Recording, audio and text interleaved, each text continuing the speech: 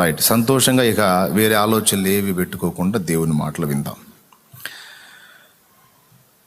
యోసేపుకు యెహోవా తోడై ఉన్నాడు అనే మాట మనం చదివాం.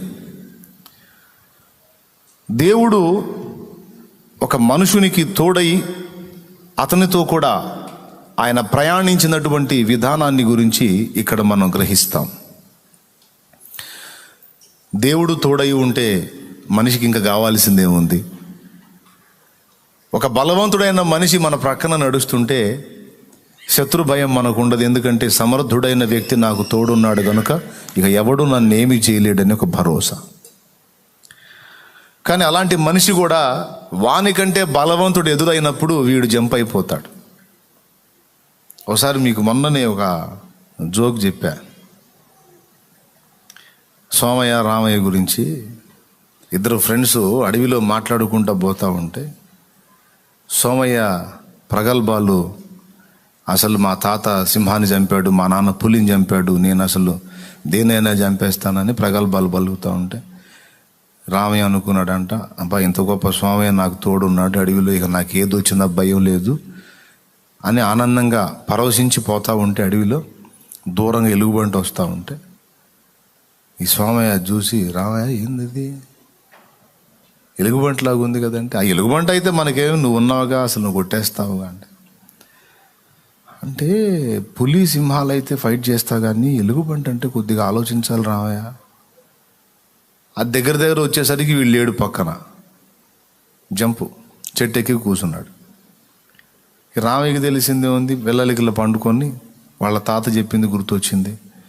ఎలుగుబంట్లు మనిషి దగ్గరకు వచ్చి బ్రీతింగ్ చూస్తారా, బ్రీతింగ్ ఆపేస్తే అంటే శ్వాస తీసుకోవటం ఆపేస్తే చచ్చిన శవం అనుకోని ఏం చేయకుండా వెళ్ళిపోతాను ఎప్పుడో వాళ్ళ పూర్వులు చెప్పిన మాట గుర్తుండి ఆ దగ్గరకు వచ్చి సరిగ్గా చచ్చిపోయిన వాళ్ళగా పడి ఉంటే అది వచ్చి ఆ చెవి దగ్గర ముక్కు దగ్గర పరిశీలించి కాసేపు వెళ్ళిపోయింది. అది ఇంకా ఉందేమో అక్కడని మనోడు ఊపిరి బిగబట్టి అట్లనే చచ్చిన వాళ్ళగా పడ్డాడు. తర్వాత ఈ స్వామయ్య దిగొచ్చే, రామయ్య లే అని లేపి, ఏంది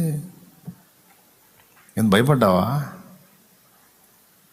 సరే కానీ ఏంది ఎలుగుబంటే నేను చెవిలో చెప్పింది ఏంది అంటే, ఇట్లాంటి యథవతో ఎందుకు తిరుగుతున్నావు అని చెప్పిపోయిందిలే అని చెప్పాడని ఒక జోక్ చెప్పా. బలవంతుడైన వాడు మనకు తోడై ఉన్నాళ్లే, మనకు ఇబ్బంది లేదులే అని శరీరులను మనకు ఆధారం చేసుకుని, శరీరులను ఆశ్రయం చేసుకుని ప్రయాణం చేస్తే ఒక దశలో వాళ్ళు ఉండొచ్చు, మరో దశలో వాళ్ళ అడ్రస్ లేకుండా పోవచ్చు. నేను ప్రారంభం నుండి అనుభవం నాకు. కొంతమంది నీకెందుకు నేనున్నాగా నువ్వు పదా దూకని దూకి నాకు అడ్రస్ లేకుండా పోయిన వాళ్ళు ఉన్నారు. కొంతమంది అసలు ఎంతో నమ్మకంగా ప్రాణానికి ప్రాణం అన్నట్టున్న వాళ్ళు కూడా హ్యాండ్ ఇచ్చి సర్దుకున్న వాళ్ళు ఉన్నారు. ఎక్కడో చోట వాళ్ళ స్వార్థం, వాళ్ళ స్వీయత పనిచేసి పర్వాలేదు నాకు సపోర్ట్గా ఉన్నారు అనుకున్న వాళ్ళు హ్యాండ్ ఇచ్చి వెళ్ళిపోవటం. ఓ భక్తుడు అన్నాడు, ప్రాణ స్నేహితులు అన్న వాళ్ళే ప్రాకారాలు కూల్చిపోయారని. ఇట్లాంటి దెబ్బలన్నీ తిని ఉన్న నా అనుభవం చెప్తున్నాను నేను కూడా. ఓ మనుషుని బలవంతుడని ఆధారం చేసుకుంటే ఆ బలవంతుడు ఎంతవరకు గ్యారంటీ? వాడికంటే బలవంతుడు ఎదురొచ్చినప్పుడు వీడు జంపు, అప్పుడు మనం ఒంటరిగా మిగిలిపోతాం. కానీ దేవుడే ఒక మనిషికి తోడై ఉంటే దేవుణ్ణి మించిన బలవంతుడు ఈ విశ్వంలోనే లేడు. దేవునికి స్తోత్రం. జ్ఞానవంతుడు తెలివిగల్లోడని ఒకడిని మనం పక్కన పెట్టుకున్నామనుకో, వాడికంటే తెలివైనోడు ఎంటర్ అయినప్పుడు వీడు దద్దం అయిపోతాడు. అవునా? ఇప్పుడు మా నాన్న చెప్తాడు కథలు.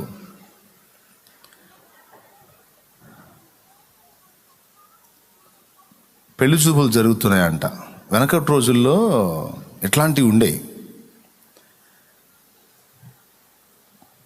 అబ్బాయి అమ్మాయి పట్టుత్వం పంతనాల గురించి మాట్లాడుకుంటున్నారు. ఇప్పుడు ఉద్యోగం ఉందా, ఏం వ్యాపారం చేస్తాడు, పొలం ఉంటే ఎంత ఉంది అని అడుగుతారుగా పిల్లనివ్వాలంటే. అప్పట్లో వాడి పంతనానికి పిల్లనిచ్చేవాళ్ళు, వాడి పంతనం చూపించాల. అందుకని వాళ్ళు చేతి విద్యలు ఏవో నేర్చుకునేవాళ్ళు. ఆ పనితనం చూపిస్తే అది చూసి ఆహా అద్భుతమైన పనోడు, అమ్మాయిని హాయిగా బతికిస్తాడు అని పిల్లనిచ్చేవాడు. చోట ఒక అమ్మాయిని చూసి మాట్లాడుకోవడానికి పోయారు. పోతే ఆ ఉన్న వాళ్ళందరిలోకి ఒకడు హైట్ తక్కువ అంట, ఎత్తు తక్కువ అంట, చాలా ఎత్తు తక్కువ. కానీ అతన్ని కూడా పెద్ద మనిషిగా తీసుకొని పోయారు. అన్నప్పుడల్లా మాట్లాడ్డా ఆయన, అంబుల పొదిలో బాణంలాగా అవసరమైనప్పుడే ఆయన దించుతారన్నమాట. సరే అక్కడికి వెళ్ళిన తర్వాత ఈ అబ్బాయి పనితనం లేదు, ఈ అబ్బాయి చూపించాడు. ఇక ఆ అమ్మాయి పనితనం లేదు, ఆ అమ్మాయి చూపించింది. ఇక మాట్లాడుకోవటానికి సిద్ధం అవుతుంటే వాళ్ళ పక్కనోడు ఒకడు, వాళ్ళు సపోర్ట్గా తెచ్చుకున్నాడు, వాడి తెలివిని చూపించడానికి అన్నీ బాగానే ఉన్నాయి కానీ మీ వాడి పనితనాలు ఇంకొకటి చేస్తే మా పిల్లని ఇస్తామన్నారు. ఏంటంటే ఇసుకతో మీ వాడిని తాడు బేనమను అన్నాడంట. ఇసుకతో తాడు తయారు చేయమను, అప్పుడు మా అమ్మాయిని ఇస్తామన్నారంట. అంటే ఎందుకు అన్నాడో వాడి తెలివిని చూపించుకోవడానికా, లేకపోతే వీళ్ళని ఇరకాటంలో పెట్టడానికి అన్నాడా, వ్యధవనలు చేయడానికి అన్నాడా, సంథింగ్. మొత్తానికి ఆ మాట అన్నాడు, ఇసుకతో తాడు తయారు చేయమని, అప్పుడు మా అమ్మాయిని ఇస్తామంటే.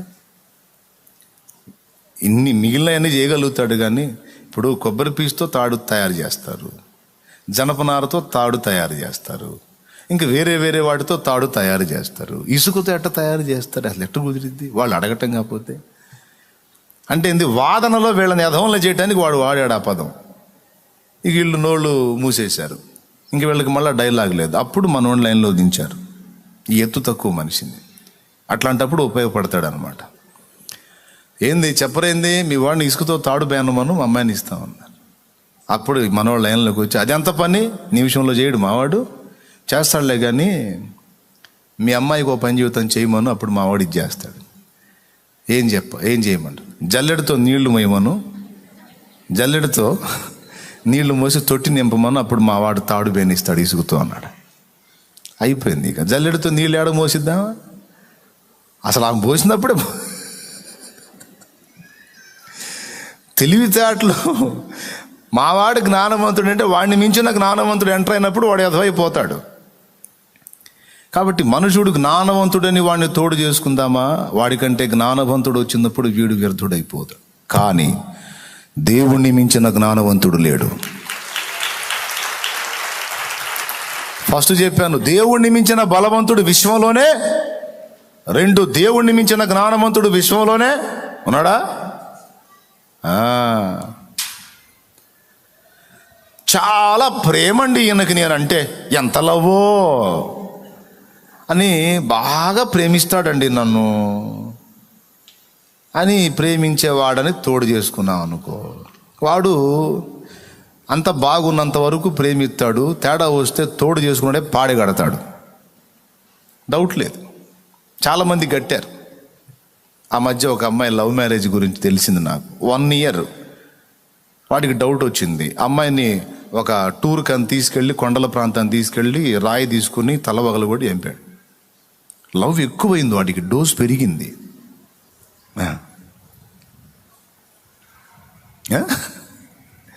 చాలా ప్రేమండి నేనంటే, ఎంత ప్రేమో. బండ తీసుకొని తలకాయ పగలగొట్టే అంత ప్రేమ. బాగా ప్రేమించేవాడిని తోడు చేసుకుంటే నీ వైపు నుంచి వాడికి అందాల్సిన ప్రేమ సప్లై అయినంత వరకు వాడి ప్రేమ నిలిచి ఉంటుంది. నీ ప్రేమ పర్సంటేజ్లో ఏదైనా తేడా వచ్చిందని తెలిస్తే వాడి ప్రేమ ద్వేషంగా మారిద్ది, స్త్రీదైనా పురుషుడిదైనా. ఏందనుకున్నా మరి? నిజమే తమ్ముడు. ఎవరైనా నన్ను ఎక్కువ ప్రేమిస్తుంటే భయం నాకు. నేను నిజం జీవిత సత్యం చెప్తున్నాను. నేను ఎవరైనా నన్ను అతిగా ప్రేమిస్తున్నారంటే చాలా దూరంగా ఉంటా వాళ్ళకి నేను. ఎందుకో తెలుసా? అంత ప్రేమ నా పట్ల కలిగి ఉన్నారు. నేను వాళ్ళకి అన్నప్పుడల్లా అందలేదనుకో, ఆగర్భ శత్రువులాగా మారిపోతారు. అందుకని మీ ప్రేమకో దండం అని నేను సర్దుకుంటా ఉంటా. అదేందన్నయ్య అసలు అట్లా అన్నావు ఏంటి? అసలు నువ్వంటే ఎంత ప్రేమ. అదే అదే అదే నా భయం. ప్రేమించాలి, అభిమానించాలి కాదంటలా, కానీ నాకు నేను ఉండే జాగ్రత్తలో నేను ఉంటాను. అందుకు ఎక్కువ ప్రేమించేవాళ్ళు అంటే నాకు ఎక్కువ భయం. ఎందుకంటే వాళ్ళు అనుక్షణం నా నుంచి అది ఆశిస్తూ ఉంటారు. నేను ఇంత ప్రేమిస్తున్నాను కనుక నువ్వు కూడా ప్రేమించాలి. ఉదాహరణకి నన్ను ప్రేమించి నా కోసం ఒక వ్యక్తి వచ్చి పడిగాపులు కాశారు. ఇక్కడ ఒకరోజు అందలా, 2 రోజులు అందలా, ప్రేమ అందుతాడన్నా 3 రోజులు అందలా. అప్పుడు ఏమైద్ది? ఆ ప్రేమ కాస్త భయంకర ద్వేషంగా మారి ఇక నా పేరు ఎత్తితేనే ఆయన వదిలేవు చెప్పాక ఆయన గురించి ఫుల్ తేడా. ఎంత ఫుల్, అరే అంత ప్రేమ ఆయన కోసం పడిగాపులు కాస్తే 3 రోజులు ఫుల్ తేడా ఎట్లన్నావు? నీకు అందలా. అందుకు అంటే నా నుండి నీకు మళ్ళా నువ్వు ఇంత ప్రేమ చూపుతున్నావు కనుక అంత ప్రేమ నీకు సప్లై అయితే ఉండేటట్టు. ఇంతే కదండి మనుషుల ప్రేమ. సప్లై కాలేదనుకో ఆ ప్రేమ ద్వేషంగా మారిద్ది. కాబట్టి స్త్రీ అయినా పురుషుడైనా బంధు ప్రేమైనా కుల ప్రేమైనా మత ప్రేమ ఏదైనా మన వైపు ఉంటుంది. సప్లై కాలేదంటే డేంజర్. అవునా? కాబట్టి ఇతను బాగా ప్రేమిస్తాడని ఆ మనిషిని తోడు చేసుకుందాం, ఆ మనిషిని తోడుగా ఉందాం. అతడే జీవితం, ఆమె జీవితం. ఎందుకంటే ప్రేమ, నేనంటే ప్రేమ అని ఎగిరి గంతేసి తోడు చేసుకుంటే నీ ప్రేమలో మార్పు వచ్చినా లేదా నువ్వు ఇంకొకళ్ళని ప్రేమించినా అవుట్. హల్లెలూయా. కానీ దేవుని ప్రేమ, మనం ఇంకనూ పాపులమై ఉండగానే ఆయనకు శత్రువులంగా నడుచుకొనుచుండగానే మన కోసము ప్రాణము పెట్టిన ప్రేమ అగాపే. అవునా? ఎంత ప్రేమ! మనం మంచోళ్ళమనే, మనము శత్రువులమై ఉండగానే ఆయన మన కోసము, క్రీస్తు యేసు మన పాపముల కొరకు చనిపోయాడు. చెప్పో, దేవునంతటి ప్రేమ కలిగిన వాడిని విశ్వంలో ఇంకొకరిని చూపిస్తావా నువ్వు? దమ్ముంటే సై. దేవుడంత నిజాయితీ పరుణ్ణి, దేవుడంత నమ్మకస్తుణ్ణి, దేవుడంత ప్రేమ కలిగినోడిని తెస్తావా ఈ విశ్వంలో? లేడు. ఎందుకు లేడు? మా ఆయన ఉంటే, మా ఆయన ఉన్నాడుగా అంటావేమో అక్కయ్య. భార్య భర్తల ప్రేమ వికసించిన ప్రేమ పుష్పము వాడిపోయి రాలును త్వరలో, మోడుగా మిగిలిపోవును. భార్య భర్తల ప్రేమ వికసించిన ప్రేమ పుష్పము వాడిపోయి రాలును త్వరలో, మోడుగా మిగిలిపోవును. ఎన్నడెన్నడు మారనిది నా యేసుని నిత్య ప్రేమ, ఎన్నడెన్నడు వీడనిది నా యేసుని దివ్య ప్రేమ. ప్రేమ యేసుని ప్రేమ, ఇది ఎవ్వరు కొలువలేనిది. నిజము దీనిని నమ్ము, ఇది అందించలేనిది. దేవునికి మహిమ. భార్యాభర్తల ప్రేమ వికసించిన ప్రేమ పుష్పము.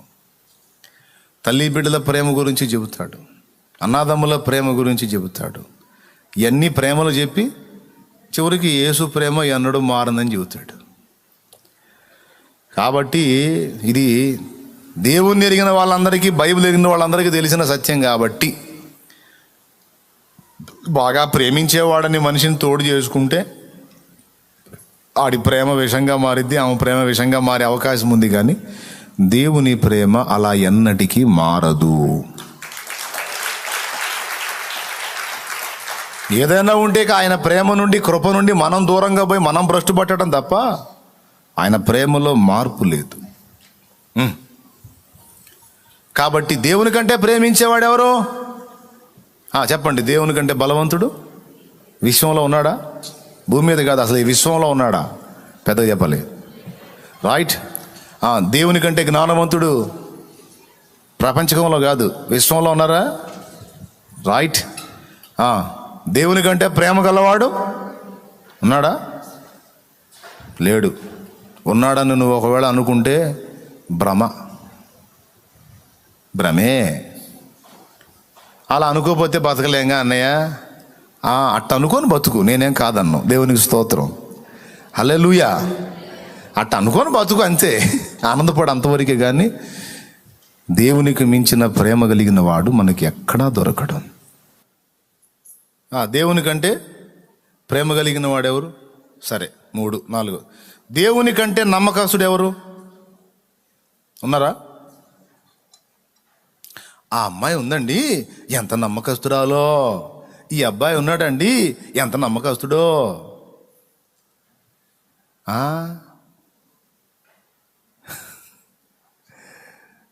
ఎవరు నమ్మకస్తులు? ఎంతవరకు నమ్మకస్తులు ఉన్నారా? దేవునికి మించిన నమ్మకస్తుడు దొరుకుతాడా నీకు? నాకు దొరుకుతాడా? మనకు దొరుకుతాడా? నమ్మదగినవాడు. మనము నమ్మదగని వారమైనను ఆయన నమ్మదగినవాడుగా ఉండునన్నాడు పౌలు మహనీయుడు. ఎంతైనా నమ్ముకోవచ్చు ఆయన్ని, ఎంతైనా నమ్మవచ్చు. మనుషుల్ని బాగా నమ్మి భయంకరంగా బుక్ అయిన వాళ్ళు చాలామంది ఉన్నారు. కొంతమందిని వదిన ఎట్లా గట్టెక్కిస్తావో వదిన, నా కుటుంబం నీ చేతుల్లోనే ఉంది వదిన, నువ్వు అడ్డం ఉండి అప్పిప్పించకపోతే బతుకు బస్ స్టాండింగే వదినా అనగానే నువ్వేం ఫీల్ కావాకు వదిన, నేను ఇప్పిస్తాలే వదిన అని అడ్డం ఉండి భర్తకు చెప్పి వాడి తాట తీసి వాడి దినం చేసి డబ్బులు ఇప్పించి, డబ్బులు తీసుకున్న దాకా ఈ వదిన ఏడిసి శోకండాలు పెట్టి గందరగోళం చేసింది. డబ్బులు తీసుకున్నాక నెలకల్లా ఇస్తా అని అడ్డం పెట్టి పాపం తీసుకుని తర్వాత 6 నెలలైనా పైసలు ఇల్లే. ఏందమ్మా నెలలోనే ఇస్తానని తీసుకున్నాక వదిన, ఏంది వదిన నా సంగతి ఏంది వదిన అంటే, కడుపుకి ఏంది అంటున్నా? ఏంది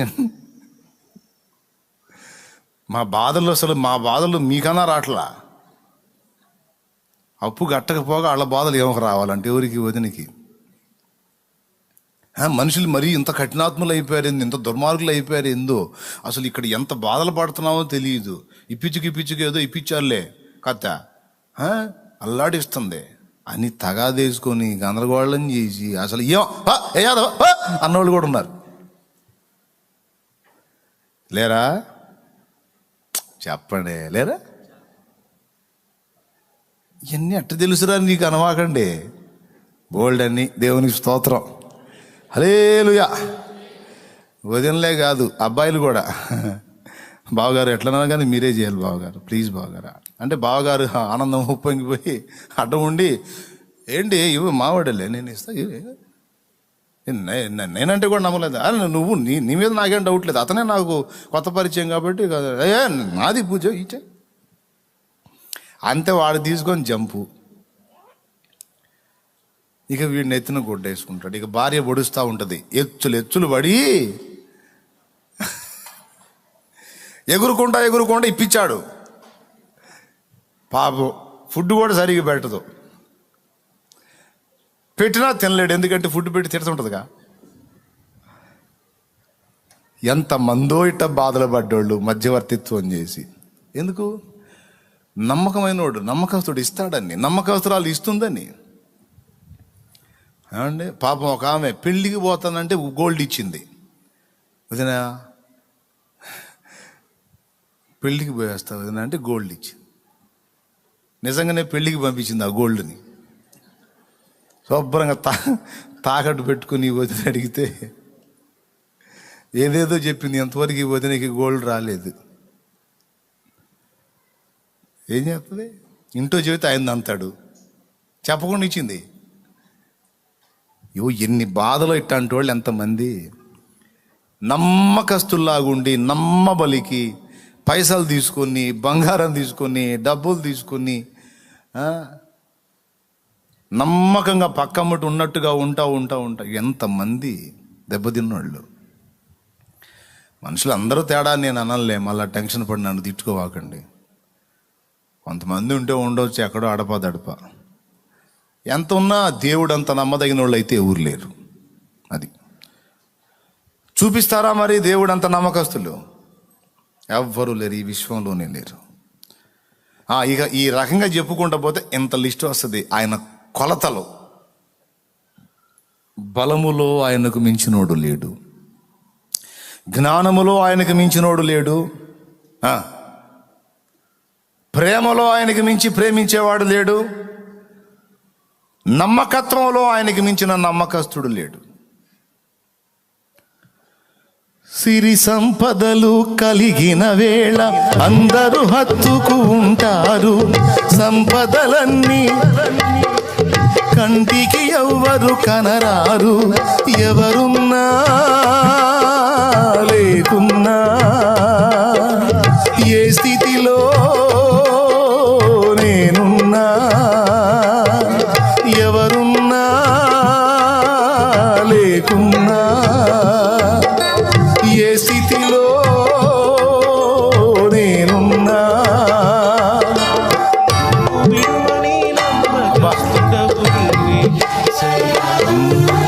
నన్ను విడువని నమ్మకస్తుడవు నీవేసయ్యా. నీవు లేకపోతే నా బ్రతుకే లేదయ్యా. నా మనసే చేదయ్యా.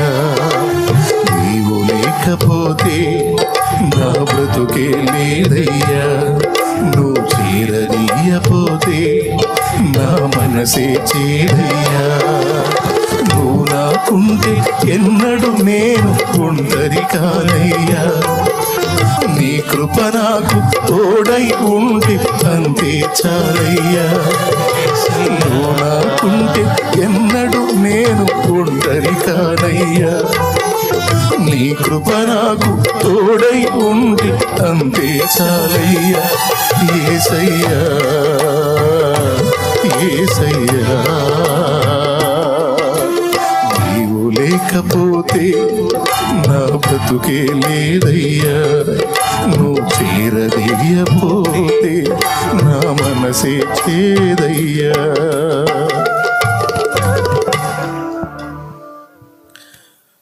పిల్లలు బాగా చూసుకుంటారని పెద్దోళ్ళు పాపం వాళ్ళ జీవితం అంతా దారిపోస్తారు.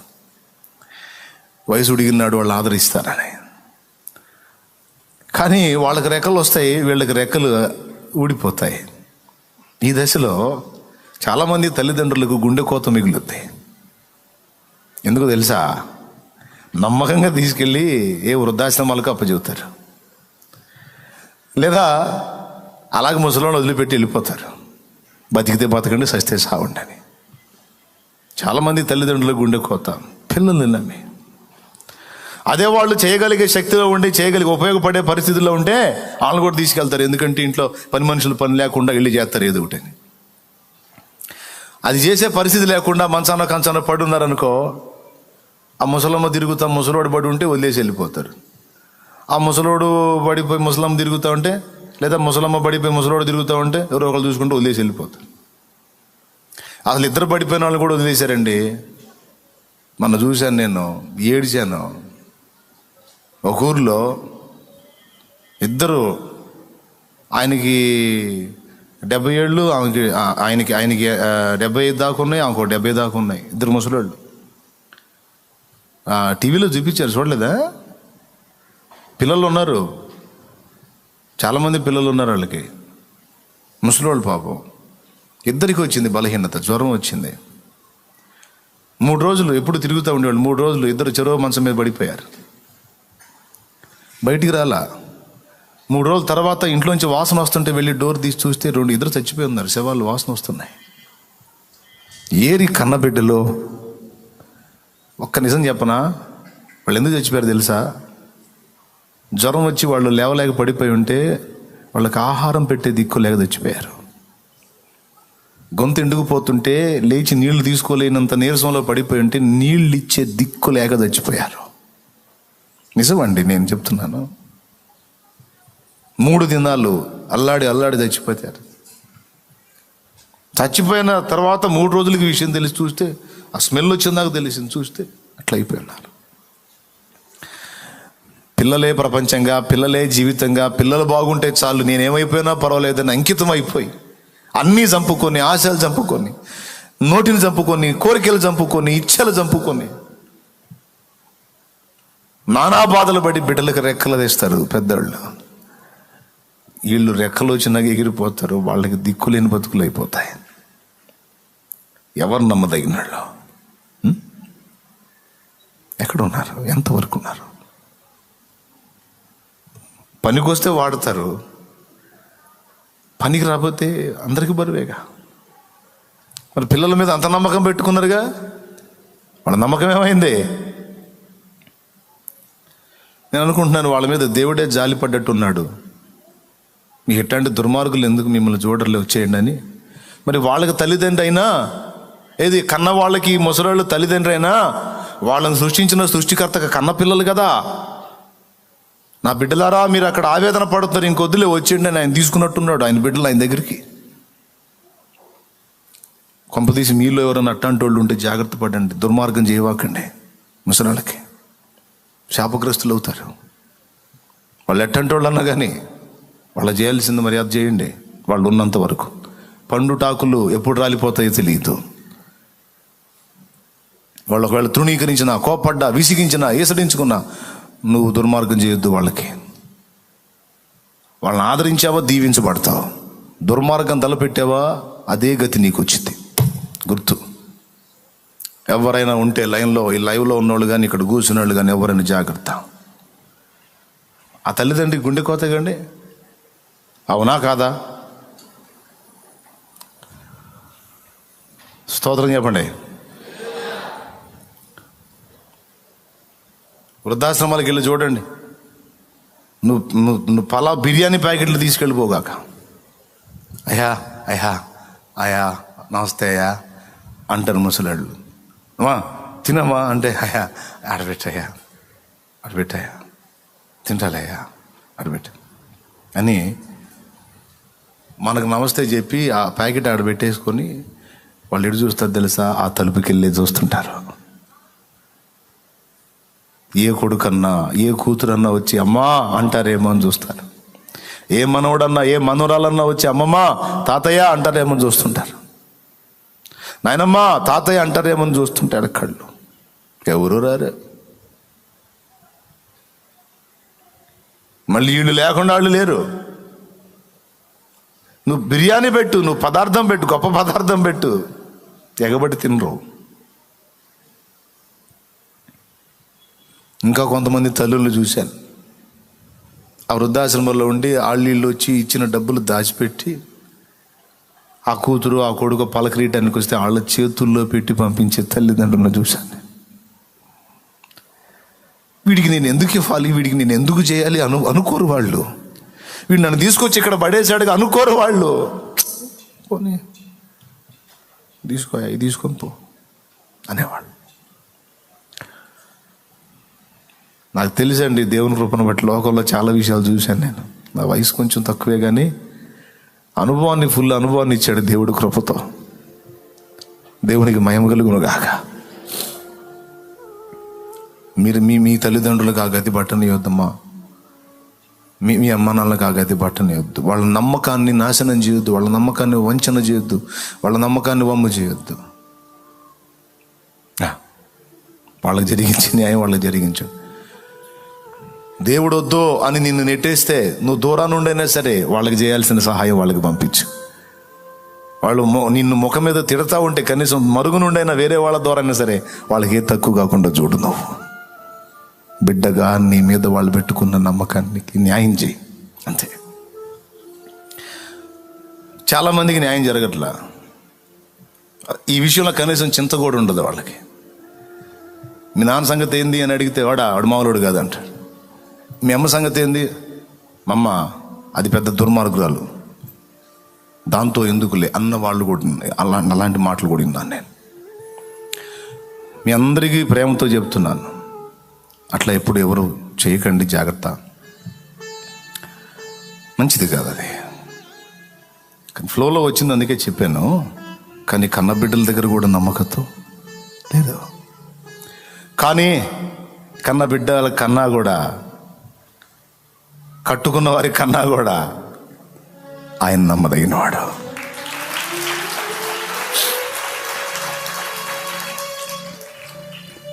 విరిగిన దానిని లోకంలో ఎవరు కోరుకుంటారు? వాడు తీసుకెళ్ళొచ్చుగా, ఈ ముసలోళ్ళది మా మీద పడేస్తాడు, వాడు తీసుకెళ్ళొచ్చుగా. వాడు పుట్టలేదా?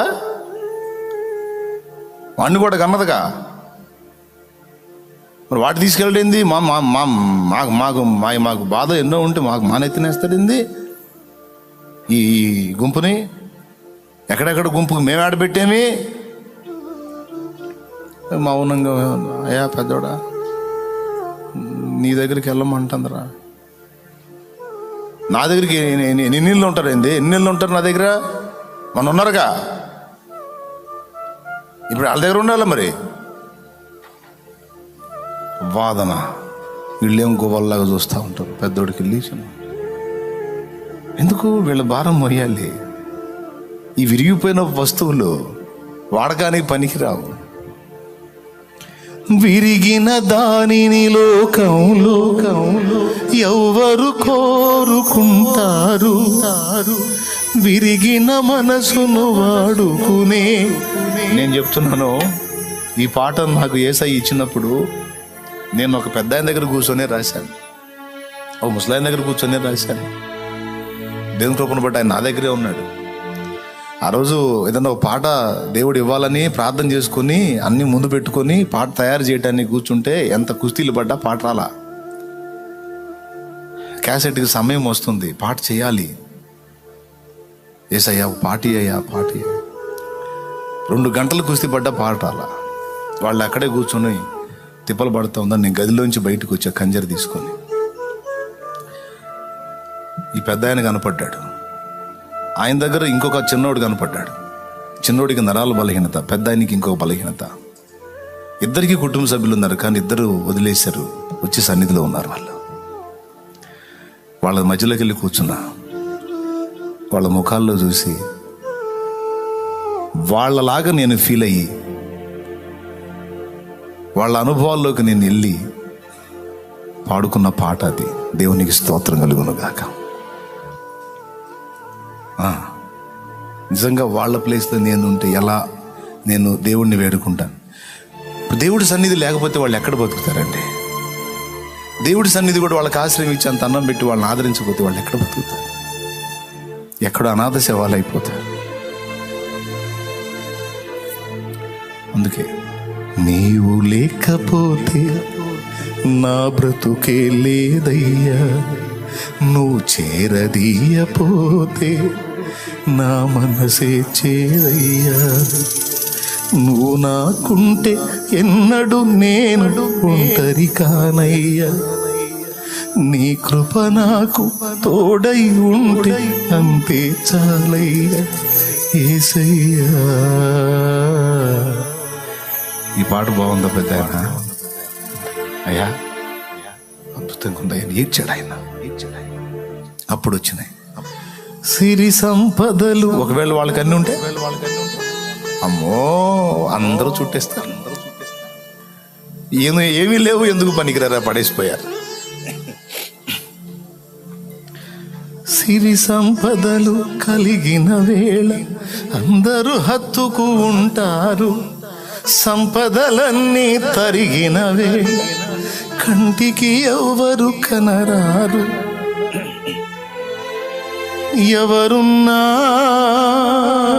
లేకున్నా ఏ స్థితిలో నేనున్నా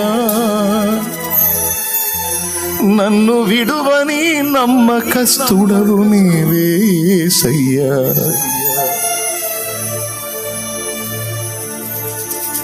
విరిగిన దానిని లోకంలో ఎవరు కోరుకుంటారు? విరిగిన మనసును వాడుకునే నీతో ఎవరు సరిరారు. వాళ్ళని తీసుకొచ్చి ఇక్కడ వాళ్ళ చేత పాటలు పాడించి వాళ్ళ చేత దేవుడు మహిమ పొందుతున్నాడు, ప్రార్థనలు చేయించి.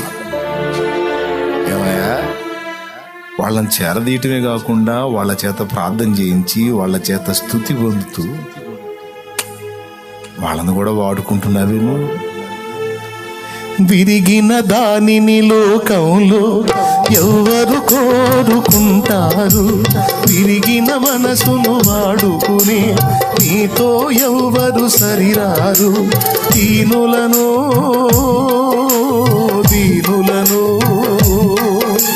జ్ఞానులుగా శ్రీమంతులుగా మార్చగలిగిన మంచి దేవుడవు నీవే యేసయ్యా. మార్చగలిగిన మంచి దేవుడవు నీవే యేసయ్యా. నీవు లేకపోతే నా బ్రతుకే లేదయ్యా. నువ్వు చేరదీయపోతే నా మనసే చేదయ్యా.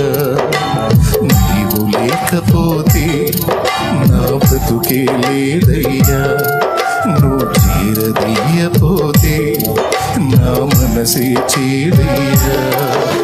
నువ్వు నాకుంటే ఎన్నడు నేను ఒంటరి కానయ్యా. నీ కృప నాకు తోడై ఉంటే అంతే చాలయ్యా. నువ్వు నాకుంటే ఎన్నడు నేను ఒంటరి కానయ్యా.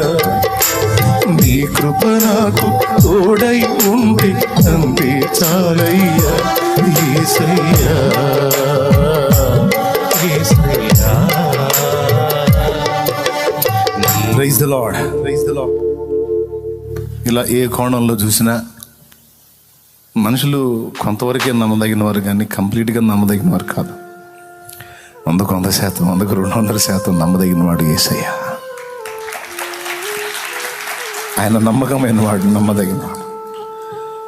దేవుడు ఒకనికి తోడై ఉంటే విశ్వమంతటిలోకి నమ్మకమైన వాడు తోడున్నట్టు. దేవుడు ఒకనికి తోడు ఉంటే విశ్వమంతటిలోనికి బలవంతుడైన వాడు తోడున్నట్టు. దేవుడు ఒకనికి తోడై ఉంటే విశ్వమంతటిలో జ్ఞానవంతుడైన వాడు తోడై ఉన్నట్టు. దేవుడు ఒకనికి తోడై ఉంటే ప్రపంచమంతటిలోకి మనల్ని అత్యధికంగా ప్రేమించేవాడు,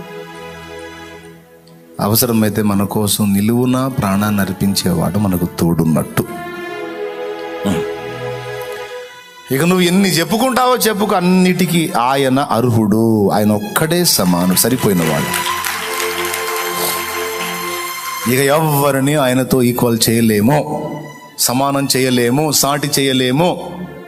ఆయన ఒక్కడే. ఇంత గొప్ప దేవుడు మనకు తోడు ఉంటే ఇంకా కావాల్సిందే ఉంది. దేవుడు మన పక్షమందుండగా మనకు విరోధి ఎవడు? రోమాపత్రిక 8:29 చదువు తల్లి. ఇట్లుండగా ఏమందుము? దేవుడు మన పక్షముగా నుండగా మనకి విరోధి ఎవడు? పక్షముననున్నాడు అన్నా, మనకు తోడై ఉన్నాడన్నా ఒకటే. దేవుడు మన పక్షం వహించాడు, మనకు తోడుగా ఉన్నాడు, మనకు ముందుగా ఉన్నాడు. ఇప్పుడు దేవుడు తోడై ఉంటే ఇంత ఉన్నట్టు మనకి ఏమున్నట్టు? ఒక బలవంతుడు, జ్ఞానవంతుడు, ప్రేమ కలిగిన వాడు, నమ్మకస్తుడు మనకు తోడై ఉన్నట్టు. ఎంతటి దాన్నైనా ఎదిరించగల శక్తివంతుడు. మళ్ళీ కొద్ది గొప్ప శక్తి కాదు, దేన్నైనా. ఇంకా మనకు కావాల్సింది ఏంది చెప్పండి? ఏం కావాలి మీకు? ఏది కావాలన్నా చాలింది వాడు కదా.